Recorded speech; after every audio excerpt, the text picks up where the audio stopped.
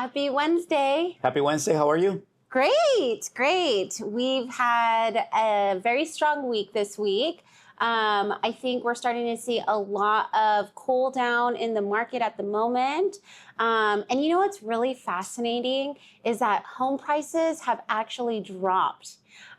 We were seeing a median home price of $950,000 earlier at the beginning of the year, and it has been steadily slowing down. We're now hovering around $905,000 for a median home sales price for a single family detached. What do you think about that? I think that's good. That's a good drop.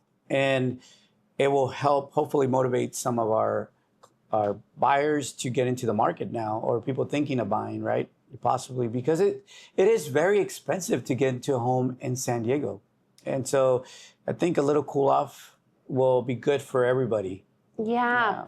Last week, I believe we were talking about how, or 2 weeks ago, on what a household income needs to look like in order for somebody to qualify for a $500,000 home versus a $1 million home.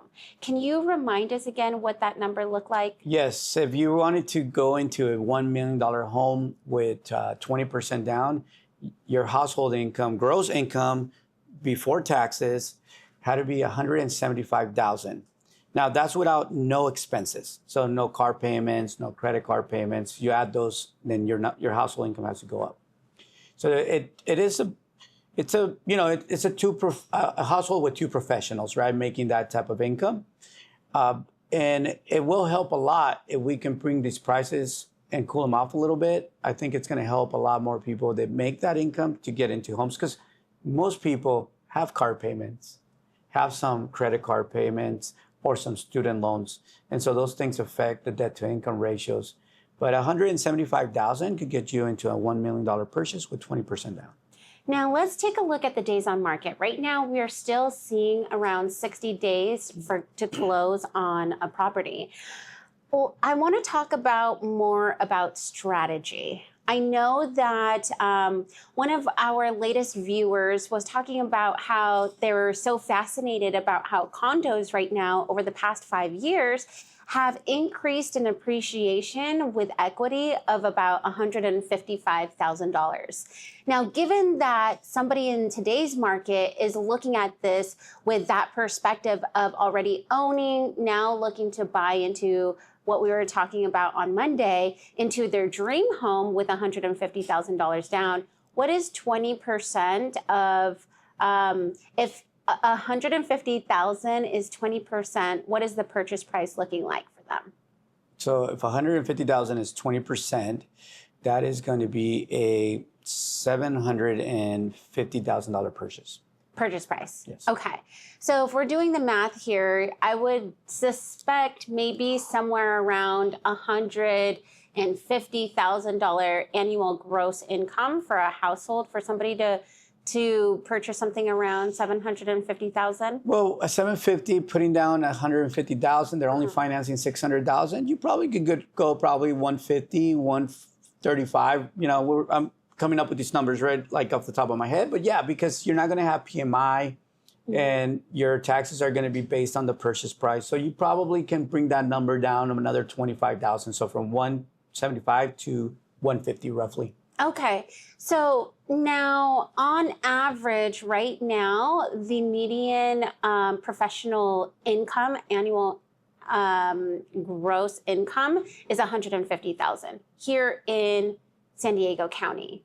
Now, given those numbers, having to educate our consumers who are watching, especially those who are now looking to jump from a condo into a single family detached home, what is currently available on the market today. Now, taking a look at inventory, we're still at an all-time low, even as compared to looking at the past 16 years, all the way down to 2008. We're still at our very lowest amount of inventory on the market here in San Diego County. And what that means for a lot of home buyers right now is leverage. Now, you want to take advantage of the leverage that you have as a buyer. And I know that we're very strategically driven in this market. We talk about a temporary rate buy down. So given on Monday, we were talking about that interest rates are hovering around 6.3%.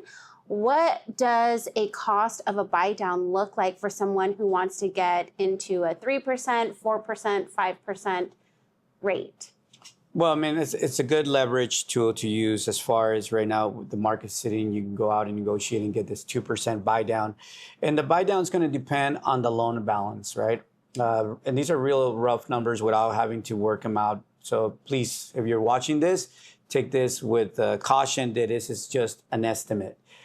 Let's say you're buying something for $750. If you're putting $150,000 down, you're going to finance $600,000, and you want to get a 2-year buy down, so it's going to be 2% less. You're probably looking around a $13,000 cost for that. Now, that's going to drop your rate from 6.30 if it's a conventional rate, assuming that is the rate you get, to a 4.30, and it puts you in a really good position to save probably close to $1,000 a month for the first 12 months. In the second 12 months, you're probably going to save somewhere around $500 to $600 a month. Now, for somebody who has utilized this rate buy down, let's say 1 to 2 years ago, because that's typically how long a rate buy down is for, what would you suggest would be the best strategy now? Should they refinance? Should they do another temporary rate buy down? What options do they have for somebody who doesn't want to get into the market rate? And we do have those folks that purchase, and we got buy downs for them. The best time to do it is when it makes sense. Like, let's say rates are already where you need them to be. You don't need to exercise and wait 2 years. You can do a refinance anytime during your 2-year period if the rate you're going to get makes sense for you to refinance at that time. And one of the things with a buy down that I love is that if you use your exercise to refinance before your 2-year term, and let's say you do it at 1 year, the 1 year that's left is credited back to you. So you don't lose it. It doesn't go away like a permanent buy down where all that money goes into buying the rate and then you refinance. You don't see any of that investment back. With a temporary buy down, when you refinance, whatever term is left of your 2-year term, that money goes back to pay down your principal when you refinance. So the answer to that is, what is the rate you're going to get? And does it make sense? And if it does, then you should refinance into that rate. There is no time frame, whether it's 3 months, 6 months, 9 months, or 2 years. That really depends on what you're getting yourself into. And in order to qualify for a refinance, is an appraisal needed? What are the costs of doing a refinance? So it's going to depend. For veterans or active service members using VA loans, it's called an IRRL, IRRRL, and it's an immediate streamlined process. There's no appraisal, no income documentations, very, very basic documents that we work with our veterans or active service members. And the costs are very minimal. You're talking about escrow, you're talking about title. And because it's not a purchase, it's only a refinance, the fees are less than when you buy. And a lot of times, what we find out is that mortgage payment they're skipping is probably enough to cover the closing costs. So when they look at it, it's an out-of-pocket expense, zero expense. Now for conventional, it's a little different because they don't have that program that VA has where you can do limited documentation. Conventional, you do everything. Income docs, you do appraisal. So you go through the full process of getting requalified. So to all my veterans, to all my active service members, huge benefit for you if you get into this market now, for example, and down the road you want to refinance, you're able to do it seamlessly. You're able to do it with minimum trouble. It's really an easy process. And if you're currently a veteran with a loan, you can do it anytime when it makes sense. You have to save at least 0.5% or more. 0.5% or more. Yeah, on your rate. So if you have a 6% rate and you're refinancing into a 6.49, you can do that IRRL. Anything less than that is not going to be acceptable for VA. And so you'd have to do a full refinance with full documents. Or a cash out also wouldn't be acceptable under the Earl. This is just for rate and terms. So what we're structuring right now for everyone who's watching back at home is a strategy. So if you're looking to get into this market after having to own your condo from 2021 and before, now might be the time to actually get into that single family detached home because you have 20% down, as we heard from our expertise over here. We are estimating what that would look like for you. So with 20% down, Ruben explained to us here, we're looking at a $750,000 purchase price, which means that you're going to be financing $600,000. Given the strategy that we would negotiate as your real estate professional, trying to get you into a 4.3%, a 5.3% within your first 1 to 2 years of a rate buy down, then we can restructure what your strategy would look like in 1 to 2 years from now to refinance you into a better rate when that time comes. That's exactly, and we've been doing that since rates have gone up, and we've helped people get the buy downs. We've refinanced several of our clients into a permanent 30-year mortgage. I've also been able to help other clients. They had gone and get their purchases somewhere else, and then we did the refinance. So people are refinancing.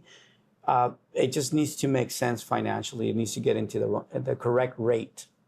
And I don't know about you, Ruben, but for myself, I'm a really strong believer that you should always buy real estate and never sell. And the reason why is because you can always leverage your equity. So on next video, this coming up Friday, we're going to talk about HELOCs and how you can actually leverage your own equity and reverse mortgages for those who can qualify. Yes, those are great products, so stay tuned. Thank you everyone for watching, and we'll see you on our next video.